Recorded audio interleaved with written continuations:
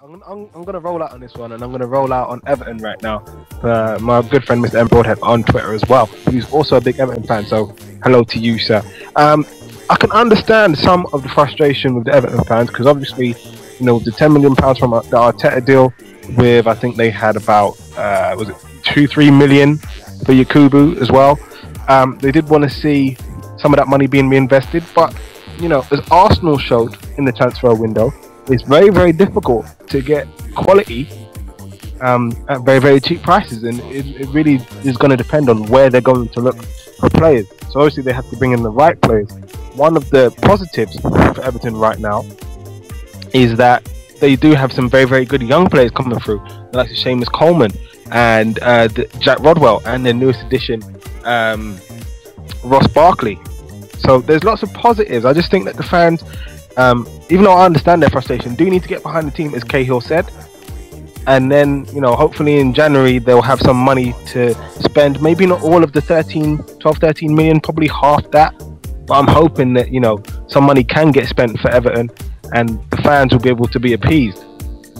In terms of the Venkies, to be honest with you, I don't understand why they got rid of Sam Allardyce when they did. No, same here. You know, at the Sam Allardyce point, I'll agree with you on. Everton fans, yeah, I mean, it's one of them ones. I mean, I can understand Everton fans' frustration, because at the end of the day, you're seeing.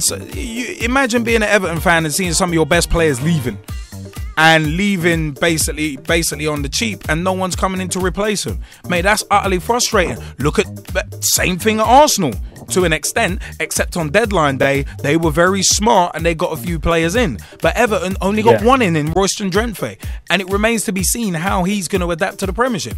I mean, I don't know how much he can do from the wing, but it's just one of them ones. I mean, at the end of the day, this has been going on for years for Everton, where there's been no real investment in the team.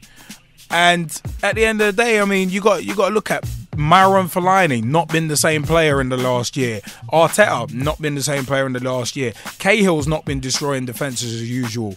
I mean, Jagielka's done very well at the back. Leon Osman, guys like that. Leighton Baines, the underrated one in your view. But hey, it's one of them ones. I mean, it does make things hard when the manager is not popular, which is our next point actually. But it's one of them ones at the same time. I mean, to an extent, Everton have been victims of their own success. I mean, since they came fourth back in 04-05, Everton fans have been expecting more and more. So, as I said, victims of their own success potentially. But guys, what do you reckon? And G-Man, what do you reckon as well?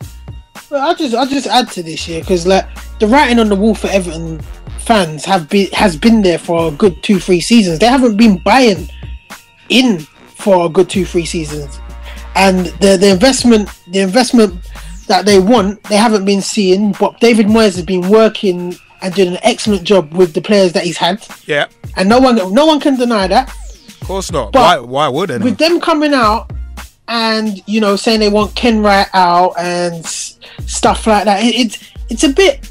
To me, it's a bit milky, because, all right, it only came out about a week, 2-3 weeks ago that there were dire troubles at Everton, yeah, and he's already said that he's trying to sell the club, but he can't sell the club. He's actually come out, even though he's been forced to do it because someone leaked reports of him, the club being in this way. He's come out and said, look, I'm trying to sell the club, but we can't sell the club because we ain't the club that we think we are. You get me? And I swear we said something like this last week, but it's like the fans actually like moaning and groaning and not getting behind the team. The players who have been there consistently over the last 3 or 4 years, like the Cahills, like, all right, fair enough, you got your Kubus and you got your Artetas that have moved on, but you still got the Osmans, the Rodwells, you still got the Howards. You get me? You still got a strong team. So if you get behind them, surely they can get you through this tough period. Yeah, true. But I'll compare them to Arsenal, and at the end of the day, you got to really challenge for the top positions. But you got to be added. But arguably, they're a stronger team than Arsenal because they've been together. This team that they've got now has been together longer than the Arsenal team. Yeah, in theory, yeah. In theory. So, really and truthfully, they're not a stronger team, but they're able to adapt to the position where they are. Look, Everton always start off slow, but they end up climbing up the table. That's what they do. That's what they're known for. Obviously, investment will help them break through on maybe the top 6, top 4 again. Yeah. But it's just about look, you know your problems, give your board a chance to do what it needs to do. Once it sells, makes that money, you know, you should be fine. Everton fans, please let us know your opinions. You've heard our opinions, but we want to hear yours. Facebook.com/Pitch Talk. Remember, become a fan, become a friend, become a member of the group. Join the footballing revolution we're working so hard to create. Also, Twitter.com/Pitch Talk. Also, Pitch Talk 1. Add us on Skype. Skype in.